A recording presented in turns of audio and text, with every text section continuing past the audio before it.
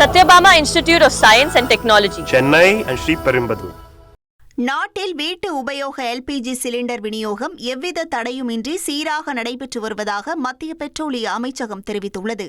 வீட்டு உபயோக கேஸ் விநியோகத்தில் 99% முன்பதிவுகள் ஆன்லைன் மூலம் வெற்றிகரமாக நடைபெறுவதாகவும், விநியோக முறைகேடுகளை தடுக்க OTP அடிப்படையிலான விநியோகம் கட்டாயமாக்கப்பட்டுள்ளதாகவும் மத்திய பெட்ரோலியம் அமைச்சகம் தரப்பில் தெரிவிக்கப்பட்டுள்ளது.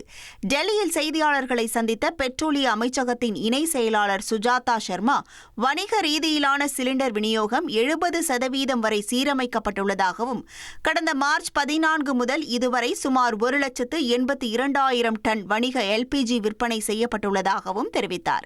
இதன் மூலம் அத்தியாவசிய பொருட்களின் தட்டுப்பாடு தவிர்க்கப்பட்டு தொழிற்சாலைகளின் இயக்கம் உறுதி செய்யப்பட்டுள்ளதாகவும் அவர் விளக்கமளித்துள்ளார். Satyabama Institute of Science and Technology, Chennai and Sriperumbudur.